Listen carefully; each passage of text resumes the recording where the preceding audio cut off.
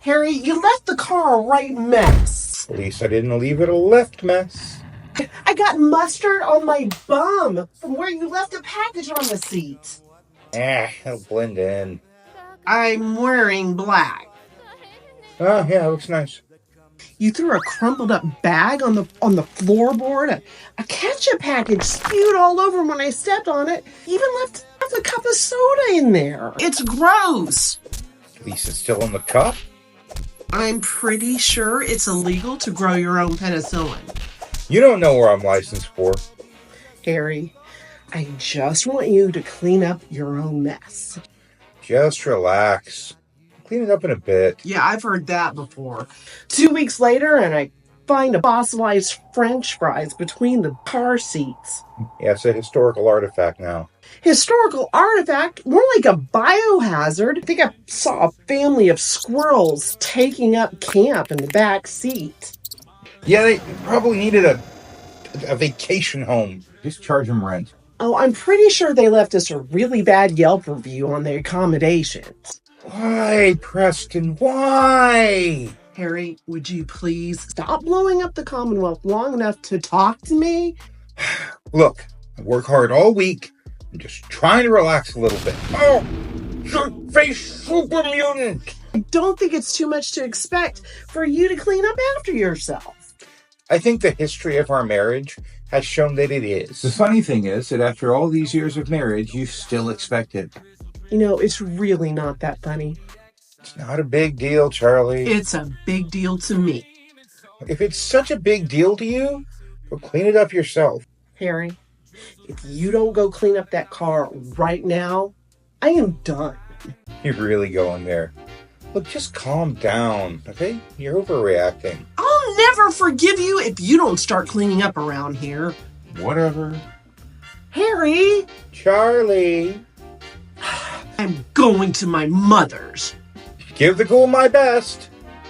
Fine. Peace and quiet around. Ghoul! Hi, welcome to Hissy Fit, Pet Therapy and Rescue. I'm Kimber the Therapist, and this is a new series called A Therapist Breaks Down. Let's unpack today how to forgive. And thank you, Kelly Manuel, therapist extraordinaire, for this fabulous suggestion. If you have something that you'd like me to break down for you, please comment below because I'd love to hear from you. Forgiveness can be a complicated topic, loaded to the brim with all sorts of hot buttons and triggers. The MEND method doesn't change that. People are complex. The reasons we become angry or hurt are equally complex, and that complexity provides a labyrinth of barriers to forgiveness. What the MEND method does is to provide a fairly simple framework to help demystify the process and break down those barriers. The first thing to realize is that when we are talking about forgiveness, it's really about ceasing to expend the emotional energy and attention that you give to people that you feel have wronged you, not absolving them of responsibility for their actions or forgetting that they wronged you in the first place. If someone punched you in the nose, forgiveness just means you're not thinking about them very much, not that you trust them not to do it again. The M in the MEND method is about motivation. Do you want to forgive that person who has wronged you? Sometimes we're just not ready yet. And honestly, that is okay. You can say, I forgive you all day long, but if you're still feeling a lot of anger towards that person, the forgiveness is not going to be genuine. Just keep in mind that anger is a secondary emotion. That means that usually underneath anger is either fear or sadness. We tend to grasp onto anger more because it feels more powerful than those primary emotions. That means it would generally be very difficult to let go of that anger when the underlying worry or loss is still unrecognized and strongly entrenched.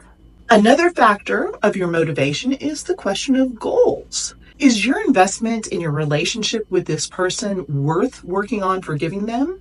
Generally, if thinking about how this person has hurt your feelings lasts longer than a couple of weeks, then it's probably a good idea to work towards forgiving them. Because, congratulations, your general feeling of being mad about the whole situation is about to graduate into a full-on grudge. I think Charlie's resentment of Harry's not cleaning up after himself has blown up into a full-blown grudge. The problem with grudges is they can easily take on a life of their own, causing emotional upheaval and interfering profoundly with both your Zen thing and your blood pressure. Now for the E in mend. Expectations. Consider what you expect from the person you're trying to forgive. Is it a heartfelt apology? Paying for the dry cleaning on the clothes they borrowed? Filling your gas tank after they borrowed your car? What do you expect them to do to fulfill what they owe you? Consider your expectations and then consider whether or not they will be fulfilled. This isn't the same as deciding if they're fair or not. Sometimes your expectations are quite reasonable, but the person who harmed you simply can't or won't do what is needed to cancel the emotional debt between you. In those situations, your expectations can become the burden that weighs you down. What's the N in men stand for? You know what? You ask the best questions. Forgiveness is not for them. It's for you. Acknowledge that it's you who needs to forgive because you are the only one who you have power over. That brings us to the D in mend. Decision. At the end of the day, forgiveness begins with a decision. It's probably a decision you will need to make more than once, and recognizing that forgiving someone for something they've done that has hurt you is a process and will probably take some time. Putting yourself in their shoes and trying to understand their history and point of view can sometimes help too. It can also be painful if you have any part in furthering misunderstandings, but it can go a long way in easing feelings of resentment. It's really important to remember that forgiving a wrong done to you does not mean you're saying that what that person did is okay. It's actually a gift to yourself. You're allowing yourself to let go of holding on to the pain that someone else has caused you. After all, that pain lives and grows in one place, and one place only, and that's in you. People are going to be jerk faces to you. And most of the time, it's not about you at all. It's about their own maladaptive thinking and way of behaving. I'll be honest. I really don't like the whole you disrespect me, I'll disrespect you way of dealing with people. I mean, I get it. I do. I understand the feelings of wanting someone who has hurt you to experience that same kind of hurt. It's human. It's natural to feel that way. The really great news is that we as humans have a higher learning center. We can exercise some control of our feelings by how we think. Choose how you are going to represent yourself and strive to live to that standard and give yourself grace when you slip up, because we all do sometimes. It's not about letting someone else determine how you're going to act. It's about you determining how you're going to act. Forgiving someone for something they've done is also really separate from your entire relationship with them, although, of course, it affects it. You don't really forgive people, you forgive actions. Thinking of forgiveness in this way is not only the truth, it also uncomplicates your feelings surrounding being hurt.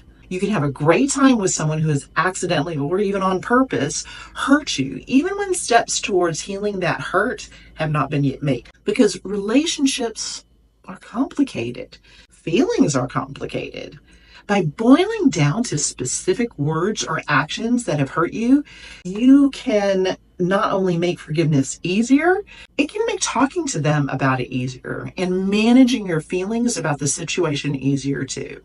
So what really is forgiveness?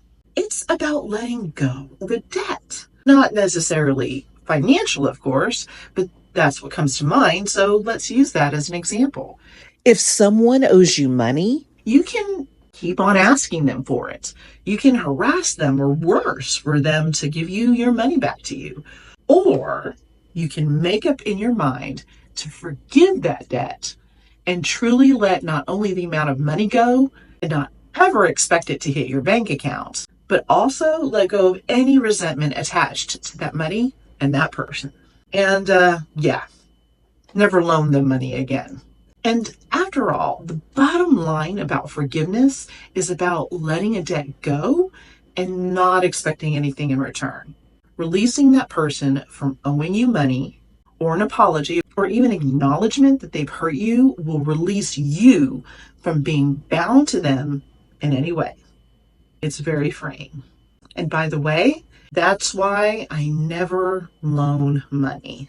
I may give money, I never loan it. Now, does this mean you will mend your relationship with them? That's the next choice. You really have very few paths you can take at this point. You can either accept them with their flaws, with knowing that they have hurt you in this way, and very well may hurt you again in the same way, unless they've made major noticeable strides to change, fulfilling your unmet needs in other ways, or you can leave the relationship. Where people often make a mistake is trying to hang out somewhere in the middle of those two choices. They don't want to accept that this person they care about won't pay their debt back, or apologize, or truly acknowledge what they've done to hurt them, and they don't want to leave. The hanging on of a relationship that continues to hurt is unhealthy, it's frustrating, and it's lonely. That doesn't mean making that decision is easy. Far from it. Some people are in a social or family circle you don't want to let go of. So if you decide to put some distance between you and someone who has hurt you, there's some work to be done in practicing shielding and protecting yourself, which are topics we can talk about later. So, some take-home points. 1, are you ready to forgive? Be patient with yourself. Allow yourself to be angry and scared and sad.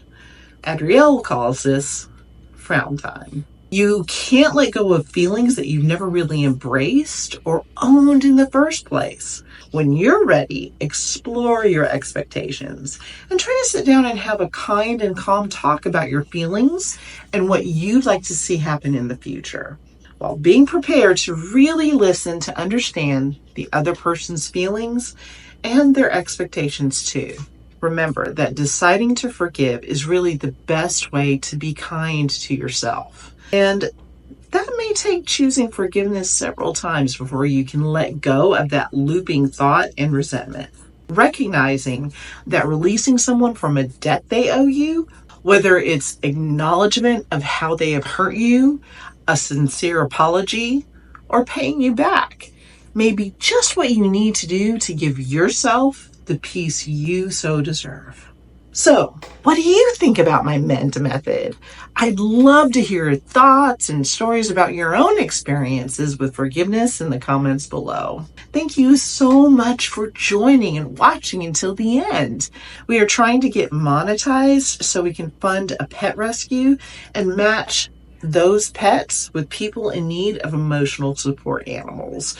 So please do like, subscribe, share, and comment.